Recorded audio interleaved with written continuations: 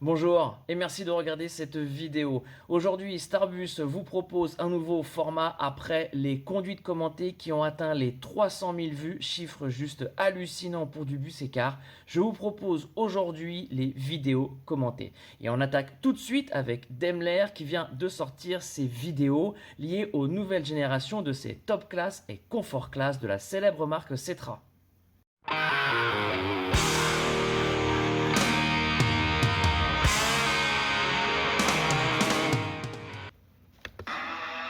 Donc on commence, là c'est le HDH, la nouvelle génération de top class. Hop, petite pause. On voit le toit panoramique qui donne la lumière naturelle. Ce qui est pas mal quand on compare les constructeurs et ce qu'ils proposent dans leur gamme, c'est de voir quelle est la surface vitrée du toit panoramique qui est proposée. Et on voit que sur la marque Cetra, elle est quand même imposante, cette surface vitrée en toiture. Voilà. La face avant du véhicule, c'est un peu ce qui se voit le plus dans cette nouvelle phase des Cetra. Alors, le médaillon casse-borer qui était absent des précédentes générations est enfin revenu. Les collectionneurs et les fans vont apprécier. Le bloc optique a changé puisqu'avant, ici, il y avait toute une partie réfléchissante. Le bloc optique a complètement été redessiné.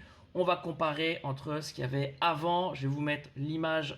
Voilà, avant et voilà ce qu'on a aujourd'hui. Donc, on en reparlera, mais sur le bloc optique, on est vraiment maintenant full LED. On reparlera aussi des clignotants, puisque la couleur a changé. Avant, c'était jaune, et puis maintenant, on voit bien que c'est gris. De mémoire, cette plaquette, cette baguette-là a été rétrécie. Et voilà en gros les autres changements du design et sont sur le côté, on le verra. Voilà, je vous parlais du bloc optique, vous voyez, maintenant cette partie-là est toute noire et on est dans du 100% full LED, fini les halogènes. Je peux pas vous garantir que ça soit d'origine et que ça ne reste pas qu'une option. J'espère que c'est d'origine. Dans les commentaires, rassurez-vous, je pense que la communauté de Cetra ou de Daimler nous répondra. Mais ce projecteur a complètement été redessiné et c'est assez bien fait d'ailleurs. Alors, les Turn Signals with Integrated Daytime Driving Lights, qu'est-ce que ça peut être? Eh bien, simplement des clignotants avec feu de jour intégré.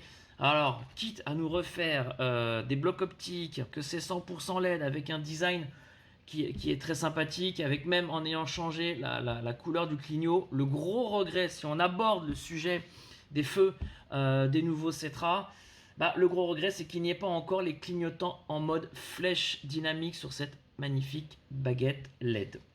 On va continuer. Alors, on va parler du High Beam Assistant. C'est simplement un commutateur automatique entre feu de route et feu de croisement. Vous êtes sur la route, vous êtes en plein phare et vous avez le High Beam Assist qui détecte qu'en face une voiture avec ses feux va vous croiser. Il va commuter automatiquement en feu de croisement. Vous êtes à la campagne, vous êtes en plein phare, vous rentrez en agglomération et comme le code nous oblige en agglomération à ne plus mettre les pleins phares mais être en feu de croisement, le détecteur va changer ça automatiquement. J'ai jamais pu avoir l'occasion de le tester sur un autocar, uniquement en voiture. Je trouve que de ce que j'ai pu en voir, il y a un petit peu de latence et j'espère que ça amélioré. Dès que j'aurai l'occasion de le tester, je vous dirai. Ah, voilà. Alors, le bloc optique arrière, LED Rear Lamps, ils ont dû rajouter de la LED et virer de l'halogène, mais niveau détail sur cette partie-là, la nouveauté de l'autocar, on n'a rien. Mais si on n'a pas plus de précision constructeur, ça va être compliqué de vous donner des informations. Arrêtons-nous 2 secondes sur la fameuse plaque latérale. D'ailleurs, je vous montre comment l'ancienne était posée en usine. Moi, je préférais l'ancienne. Dites-moi ce que vous en pensez. Mais voilà, maintenant, c'est une plaque 100% horizontale. Et il faut savoir qu'avant, la plaque n'était pas positionnée sur le côté du HDH. Elle n'était que sur le HD. Et maintenant, elle est sur les 2 véhicules.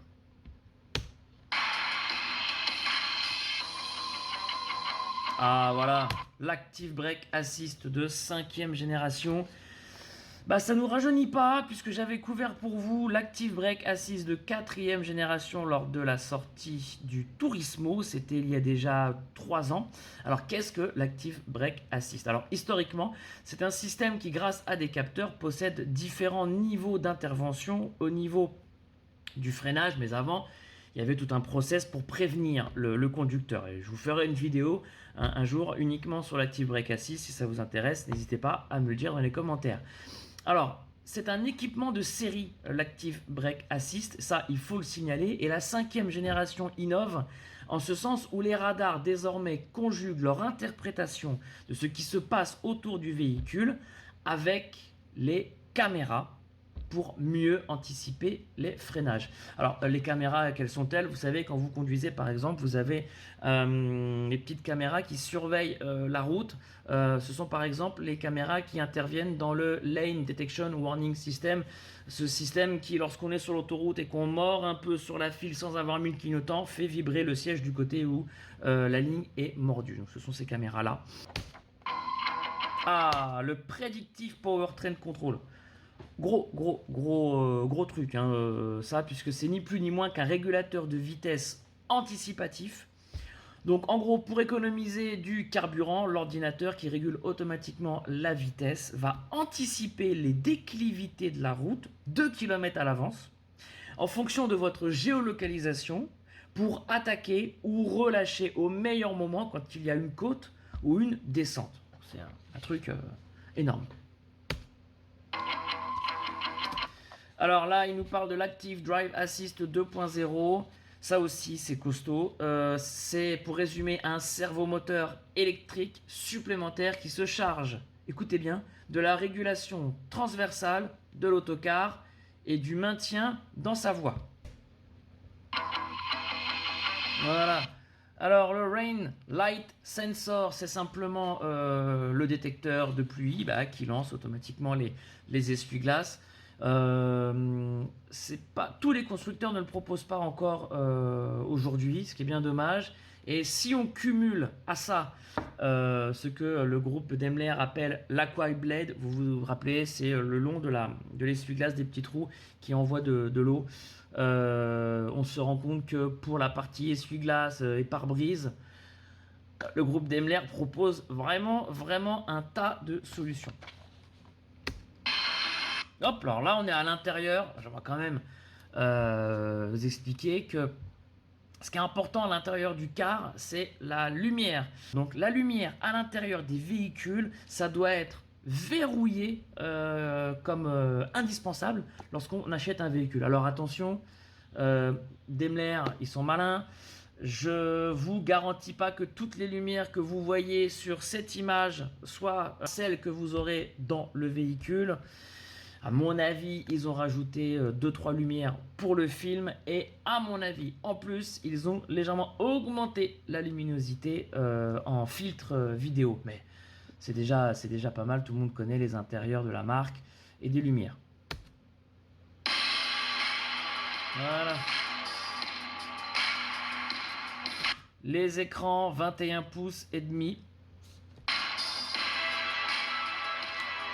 Voilà, alors ça, ils appellent ça l'Uniform Partition Wall. Si on traduit, ce sont des cloisons de séparation uniformes. Bon, en gros, ils ont refait le design, quoi, tout simplement. Ah là là, le nouveau, on va remettre bien, voilà. Tout ce qui est audio a été changé. On voit par exemple ici que maintenant c'est du 100% keyless. Donc on n'a plus besoin de commuter à l'intérieur l'espèce de clé. Et puis le frein, maintenant c'est 100% électro-pneumatique. Et bah, quitte à sortir un nouveau véhicule, quitte à être dans l'innovation, il est bien dommage d'avoir gardé l'ancien tableau de bord avec les aiguilles. L'écran là est en couleur, mais il reste encore petit. On a hâte que Cetra nous propose vraiment un tableau de bord 100% en écran.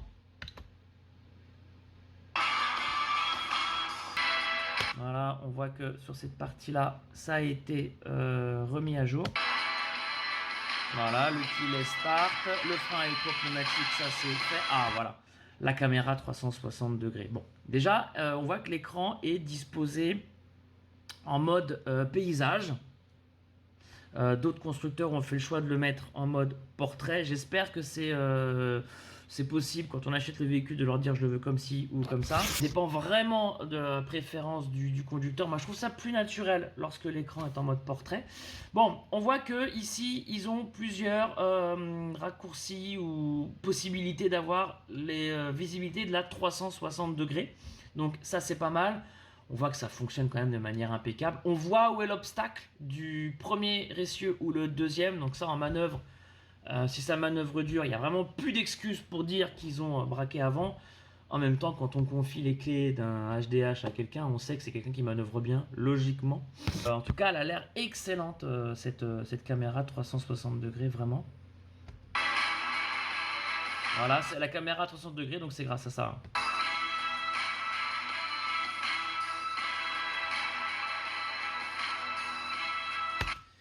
Bah écoutez, ça a l'air très prometteur.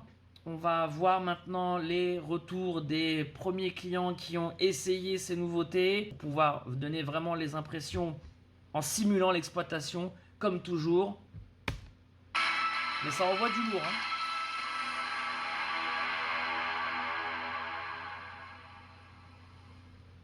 Voilà. Eh ben, merci beaucoup de nous avoir suivis. Si ce contenu vous a plu, n'hésitez pas à vous abonner. Et dites-moi quelles sont les autres vidéos constructeurs que vous souhaitez que j'analyse pour vous. Merci et à très vite.